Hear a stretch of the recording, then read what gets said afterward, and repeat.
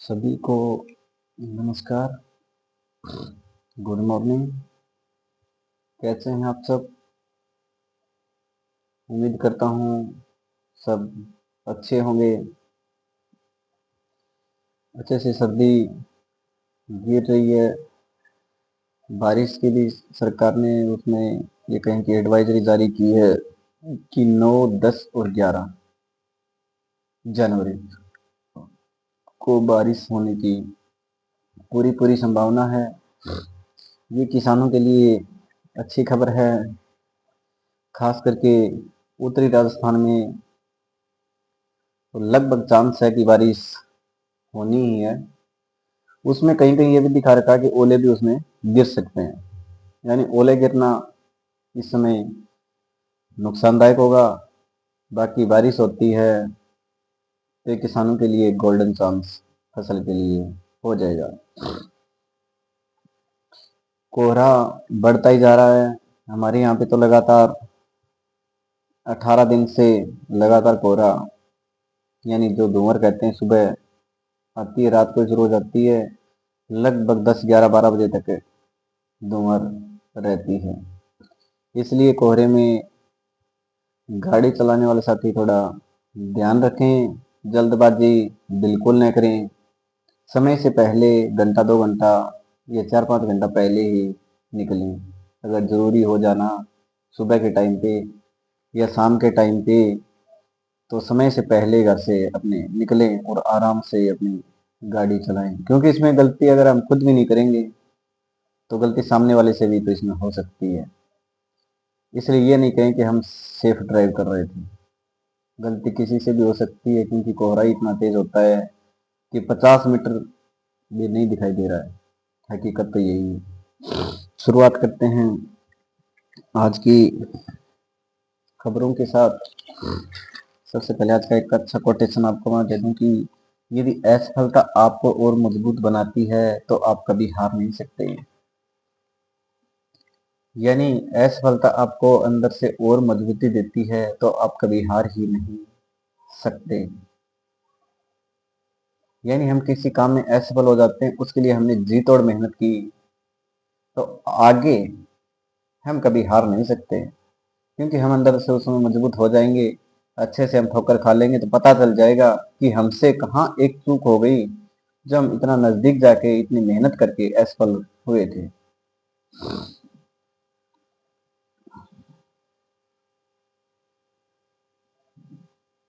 अभी तक यही था कि जो महंगी धातु थी उन पे हॉलमार्क लगता था, जैसे सोने पे लगता है, वैसे ही सरकार अब चांदी पे लगाने का सोच रही है। अगर ये चांदी पे हॉलमार्क होता है तो ग्राहकों के लिए या आम जनता के लिए थोड़ा फायदेमंद हो जाएगा। क्योंकि फिर हमें रेट उसका अगर हम बाद में देंगे पुरानी चांदी तो हमें रेट ठीक मिल जाएगा उसका। इसलिए ये सरकार का एक अच्छा फैसला है कि सरकार ने बोल भी दिया कि धातुओं के बाजार में उपभोक्ता सुरक्षा को मजबूत करने की कोशिशों के तहत चांदी के गहनों और कलाकृतियों को अनिवार्य हॉलमार्किंग सिस्टम के तहत लाने के कदमों की जांच हम हो रही है। यानी चांदी की रेट दिन दुगनी रात सुगुनी ऐसे बढ़ रही है, तो उस हिसाब से चांदी अब काफी महंगी धातु हो चुकी है, इसलिए उस पे हॉलमार्क भी जरूरी है। एक अपनी मूवी होम बाउंड मूवी काफी चर्चा में थी। वो ऑस्कर में गई गई हुई है। वो अगले राउंड में अब पहुंच गई है। एकेडमी अवार्ड्स में वोटिंग के अगले राउंड में पहुंच गई है। एकेडमी ने घोषणा की कि दुनिया की 15 फिल्मों में भारतीय होम बाउंड भी है। एकेडमी अवार्ड्स के लिए फाइनल नॉमिनेशन की घोषणा 22 जनवरी को की जाएगी। यानी ऑस्कर के लिए हमारी जो होम बाउंड फिल्म है भारतीय, वो अगले यानी 15 फिल्मों में एंट्री कर चुकी है। अगला एक खबर आपको ये बांग्लादेश में जो हो रहा है उसी से रिलेटेड ये है कि कल वहां पे एक हत्या और कर दी गई। कोई किराना दुकानदार था बेचारा, हिंदू था, हिंदू पे वहां अटैक हो रहे हैं, तो उसने एक फेसबुक पे पोस्ट डाली थी कि मेरी जन्मभूमि पे रक्त बहने लगा है। यानी उसका जन्म बांग्लादेश में हुआ था, तो उसने ये पोस्ट डाली थी, उससे वो फिर से भड़क गई। और जैसे ही वो किराना की दुकान बंद करके अपने शाम को घर जा रहा था, रास्ते में ही उसको धारदार हथियारों से वहीं पे काट दिया गया बीच रोड पे। तो ये अच्छी खबर है नहीं। सरकार को इस पे कोई ठोस कदम उठाना चाहिए। अगला दिल्ली के प्रदूषण को लेके है कि दिल्ली में प्रदूषण बढ़ता ही जा रहा है। बाकी जगह जैसे कोहरा छाता है, वहां पे प्रदूषण छाता है। धूप निकलने का तो नाम ही नहीं ले रही है। काफी दिनों से वहां पे धूप नहीं निकली और न अभी निकलने वाली कोई आसार है। इसलिए हाईकोर्ट ने साफ साफ बोला है कि उस पर थोड़ा बहुत कंट्रोल करो, कोई ठोस कदम उठाओ।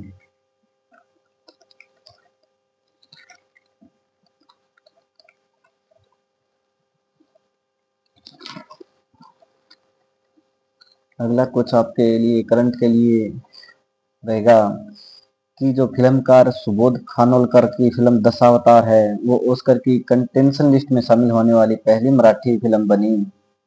कंटेंशन लिस्ट ऑस्कर का शुरुआती चरण है, जिसमें तय नियमों मानकों पर खरी उतरने वाली फिल्में शामिल की जाती हैं। इस साल ऑस्कर समारोह 15 मार्च को लॉस एंजल्स में होगा। यानी एक ऑस्कर के कंटेंट लिस्ट में एक अपनी फिल्म शामिल हुई थी, दशावतार। ये भारत की पहली मराठी फिल्म है जो उसकी कंटेंट लिस्ट में शामिल हुई थी।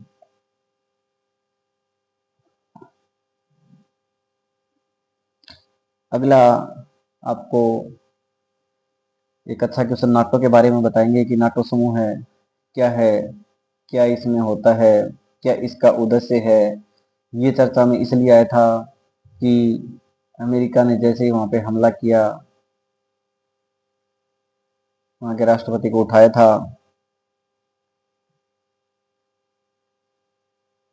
उसके लिए था कि डेनमार्क ने चेतावनी दी कि अमेरिका का ग्रीनलैंड पर हमला नाटो के अंत की शुरुआत होगी। नाटो सामूहिक सुरक्षा के लिए बना था ताकि विश्व युद्ध 2 के बाद सोवियत संघ के विस्तार को रोका जा सके।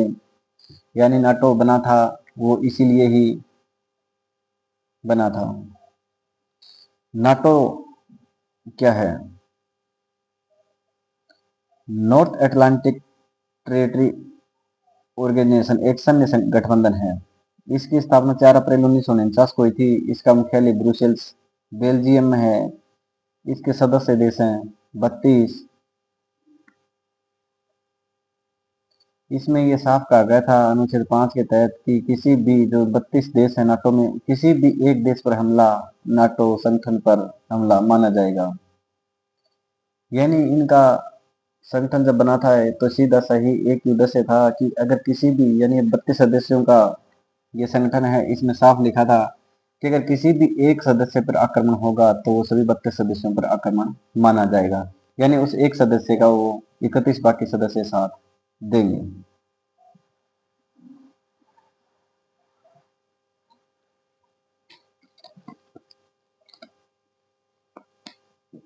एक क्वेश्चन पूछता हूँ आपसे कि स्वतंत्रता के बाद देश का पहला सुनियोजित शहर कौन सा था जिसे ली कार्बूसियर ने ग्रिड पैटर्न पर बनाया था?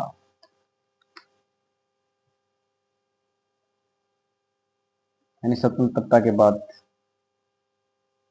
पहला सुनियोजित शहर जिसकी जो अपनी चौड़ी सड़कों के लिए भी प्रसिद्ध है,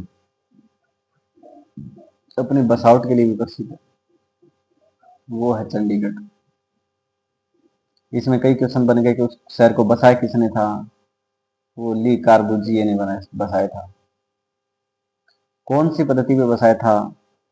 तो ग्रिड पैटर्न पर बसाया था।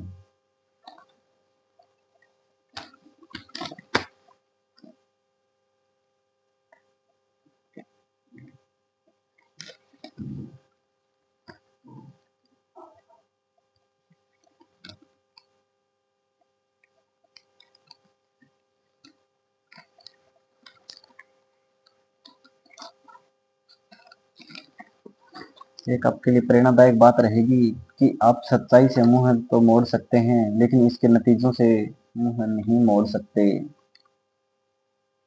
ये इंग्लैंड के एक लेखक कवि हैं आइन रैंड। उन्होंने एक अच्छी परिणामस्पद बात दी थी कि आप सच्चाई से मुंह तो मोड़ सकते हैं, लेकिन इसके नतीजों से मुंह नहीं मोड़ सकते। यानी लोग हैं वो झूठ का सहारा लेकर आगे बढ़ना चाहते हैं, लेकिन बढ़ा नहीं जाएगा ऐसे। सच का साथ देना होगा, सच एक दिन सामने आएगा ही। यानी आप सच से मुंह तो मोड़ सकते हैं, लेकिन जो उसके नतीजे होंगे उससे मुंह आप नहीं मोड़ सकते। वो नतीजे तो बाद में आपको भुगतने पड़ेंगे ही। अगले अपने पंडित विजय शंकर मेहता जी ने अच्छे भगवान के भरोसे की नींव हो तो कभी डगमगाएंगे नहीं। यानी उन्होंने एक धार्मिक बात बताई है कि जिसमें नींव न हो ऐसे भवन को हवा महल कहते हैं। यानी जिस भवन की नींव नहीं होती है उसको हम हवा महल कहेंगे। कुछ लोग जीवन भर हवा महल ही बनाते हैं। अगर बचपन की नींव कमजोर हो तो जवानी हवा महल ही होगी। यानी हमारा जैसा बचपन था वो तो कोई बात नहीं, निकल गया वो निकल गया, लेकिन अपने बच्चों के भविष्य के लिए उनके जो जीवन की नींव है वो हमें अच्छे से रखनी है। यानी बच्चे से शुरुआत से लेकर लास्ट तक हमें ध्यान रखना है। और आने वाली पीढ़ी भी यही कह रही है और जमाना भी यही कह रहा है कि अगर आज हम अपने बच्चे पे ध्यान नहीं देंगे तो बच्चा आने वाले समय में पीछे रह जाएगा। यानी इनका निहितार्थ यही है कि अगर महल की नींव ही कमजोर है तो जिंदगी भर हम हवा महल ही बनाएंगे। लेकिन ऐसा भी कहते हैं कि भगत लोग हवा महल बनाते हैं क्योंकि उनकी नींव भगवान बनाते हैं। इसे भगवान के प्रति भरोसा कहते हैं। हमारे यहाँ शास्त्रों में सत्य की गरिमा को स्थापित करने के लिए उसके साथ नारायण को जोड़ दिया है। यानी ईश्वर और सत्य लगभग एक स्वरूप हैं। कलयुग में लोगों ने इसी फॉर्मूले को उल्टा कर दिया। पुराने लोगों ने सत्य की ताकत बढ़ाने के लिए नारायण को जोड़ा, तो नए लोगों ने नारायण को असत्य के साथ जोड़ दिया। किंतु यदि आप भगत हैं तो इस कलयुग में नींव भगवान के भरोसे की रखना। भवन कभी हवा महल नहीं बनेगा। आज केवल कर्मकांड ही भक्ति नहीं है। किताब पढ़ना, डायरी लिखना, मन को रोकना यानी मेडिटेशन, और तन को ठोकना यानी योगासन, यह सब करते हुए भक्ति भाव बनाए रखिए तो इसे कठिन समय में भी हमारा हवा महल ईश्वर के भरोसे की नींव के कारण हवा में डगमगाएगा नहीं। यानी अकेली भक्ति करना ही भक्ति नहीं है। यानी अच्छे से पढ़ना, डायरी लिखना, मेडिटेशन करना, योगासन करना, ये सब भी एक भक्ति के ही प्रकार हैं अगर हम रेगुलर करते हैं तो। अगला आपने अच्छी बात है कि जनता की नैतिकता से मिटेगा भ्रष्टाचार। यानी देश में दिनों दिन भ्रष्टाचार बढ़ता जा रहा है। वो भ्रष्टाचार बढ़ाने में हाथ किसका है? वो भ्रष्टाचार बढ़ाने में हाथ हमारा ही है। शुरुआत में हम ये देखते नहीं हैं, अंधभक्ति में आके वोट दे देते हैं। नेता लोग है वो इतने भ्रष्ट हो जाते हैं कि उनकी कहानी कहें ही क्या। जनता यदि भ्रष्ट व्यक्तियों को संसद विधानसभा में चुनकर भेजती है तो बेदाग जनप्रतिनिधि की आशा व्यर्थ है। यानी अगर हम भ्रष्ट लोगों को विधानसभा लोकसभा में भेजेंगे तो उसमें अच्छे नेता के गुण कहाँ से आएंगे? कोई भी दल मतदाताओं को किसी भी गलत तरीके से आकर्षित करना चाहे लेकिन जनता सहयोगी न बने तो उसे सफलता नहीं मिलती। यानी कोई भी दल हो, कितना भी भ्रष्ट तरीके से या कितना भी लुभावने वो लालच देके अपनी ओर मिलाने की कोशिश करे, अगर जनता उनका साथ नहीं देगी तो वो नहीं टिक पाएंगे। भ्रष्टाचार तभी मिट सकता है जब व्यक्ति, समाज और राष्ट्र में नैतिकता का विकास हो। लोग जागरूक होकर नैतिक मूल्यों को अपनाएं ताकि भ्रष्ट आचरण करने वालों को सजा मिल सके। यानी सब जनता का किया हुआ है। ऊपर बेचती है जनता, बेचती है, जो करवाती है वो जनता ही करवाती है। लेकिन एक नेता की इतनी हिम्मत नहीं है कि वो भ्रष्टाचार फैला दें, क्योंकि हम उसमें भी साथ देते ही हैं। रात में चुंबकीय गुण से छत्ते तक पहुंचती है मधुमक्खियां। क्या आपको ये चीज पता है कि मधुमक्खियां रात को अपने छत्ते तक कैसे पहुंचती हैं? वो चुंबकीय गुण से पहुंचती हैं।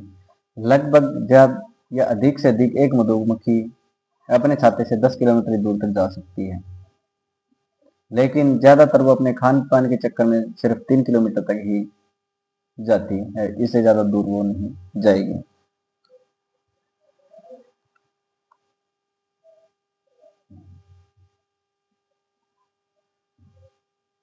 कुछ कॉमन सेंस की बातें हैं कि पैसे, परिवार और स्वास्थ्य के सुख की और कुछ नन्हे कदम बढ़ाएं जिनसे जीवन में आनंद हो।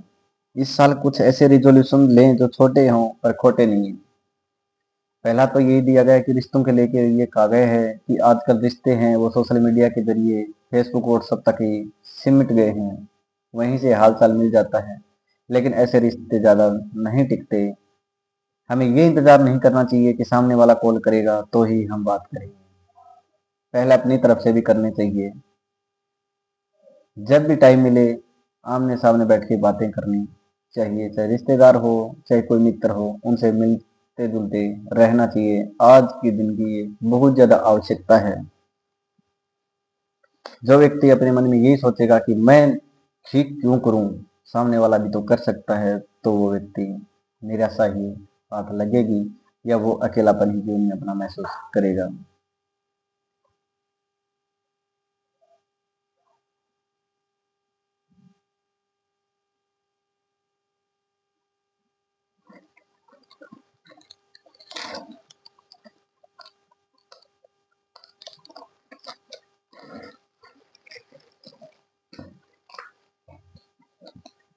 अगली अच्छी बात ये रहेगी कि नववर्ष के साथ समय का नया अध्याय दस्तक दे चुका है और उसके साथ ही मन में एक पुराना संकल्प भी खर्च ये है कि खर्च कम करने और बचत बढ़ाने का एक संकल्प हमारा रहता है कि हम खर्च कम करेंगे और अपनी बचत बढ़ाएंगे। यानी हम हर बार यही सोचते हैं कि इस साल से हम अपने खर्चे कम करेंगे और अपनी बचत अब की बार ज़्यादा करेंगे, क्योंकि पिछली बार हमारे पास कुछ बचा ही नहीं था।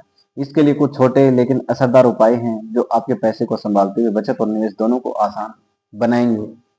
तो इसमें कोशिश करनी चाहिए हमें कि बचत हमें थोड़ी ज़्यादा करनी चाहिए। महंगाई का ज़माना है, देखा देखी में पैसे खर्च नहीं करने चाहिए। निवेश से पहले समझें खर्च, यानी कोई भी निवेश करने से पहले हमें खर्च समझने होंगे। नया साल आते ही कई लोग बचत और निवेश को लेकर नए संकल्प लेते हैं। इरादा भले ही सही हो, लेकिन साल के अंत तक हालात अक्सर वही रहते हैं जो पिछले साल थे, यानी कुछ नहीं बचा। इसकी वजह यह है कि धन प्रबंधन अभी भी भावना पर आधारित है, प्रणाली पर नहीं। यानी अभी जो हमारा धन प्रबंधन है वो भावना पे आधारित है, प्रणाली पे नहीं। हम भावना में बह जाते हैं और एक्स्ट्रा खर्च कर देते हैं। जब तक खर्च और बचत का एक आसान और अनुशासित ढांचा न हो, योजनाएं सिर्फ कागज तक सीमित रहती हैं। अगर बचत के साथ धन बढ़ाना है तो योजना भी उतनी ही मजबूत होनी चाहिए।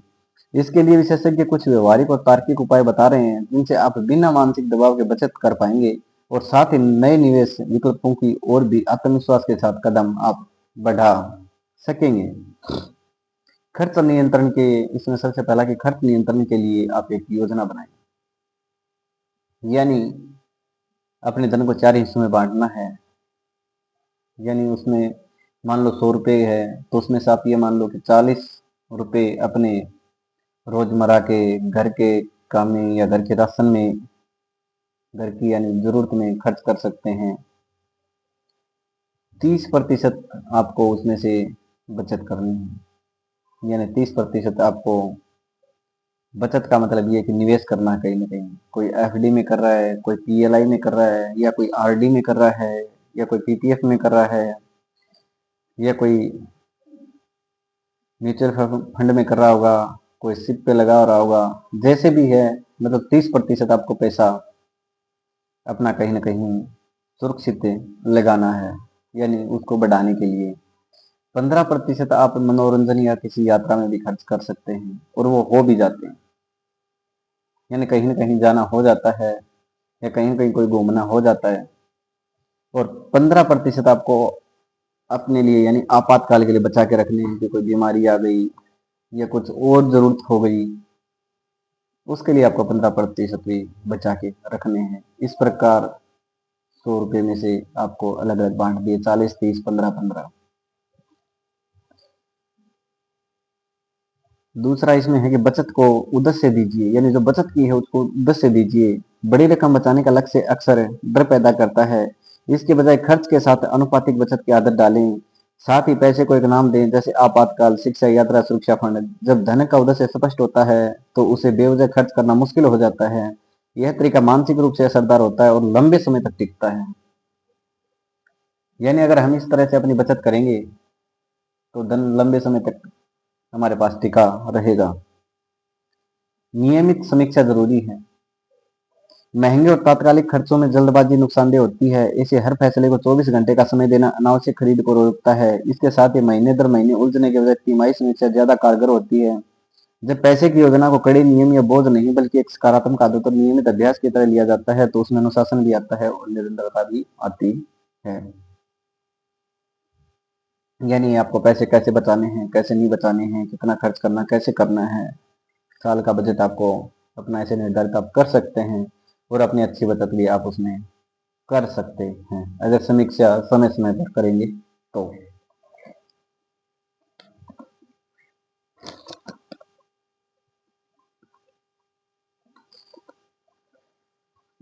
कुछ क्वेश्चन आपसे मैं पूछता हूँ, आंसर भी मैं ही दूंगा, आपको बस सोचना है कि वो आता है कि नहीं। एक साइंस का क्वेश्चन बार बार पुटअप हो रहा है कि माध्यम में किसकी गति सर्वाधिक होती है। यानी माध्यम में किसकी गति सर्वाधिक होती है।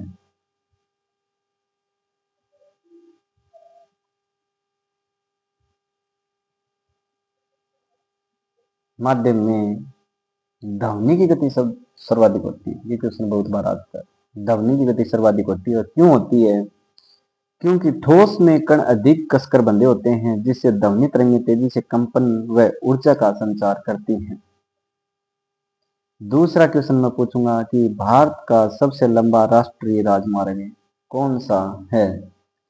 हाँ, पहले अलग था, नंबर चेंज होने के बाद अलग हो गया है, हालांकि जगह वही है, कन्याकुमारी वाली। वो है NH-44।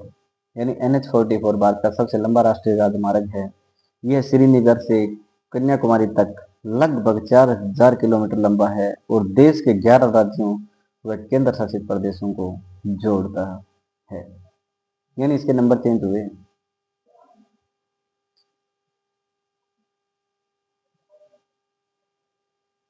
अगला क्वेश्चन है कि पेंटागन क्या है।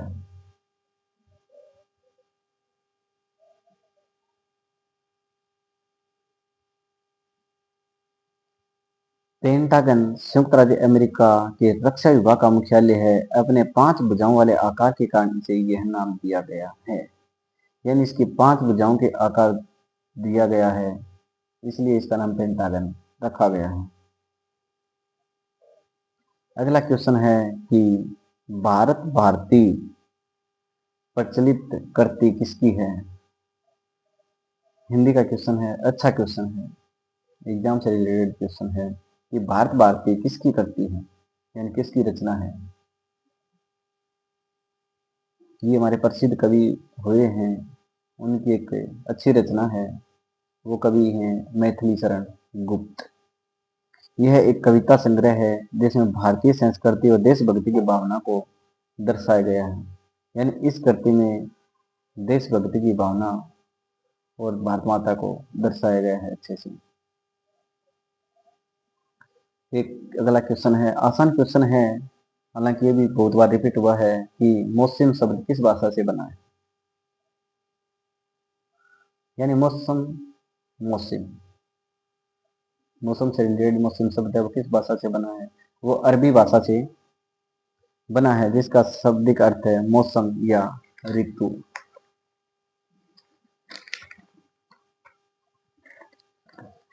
धन्यवाद।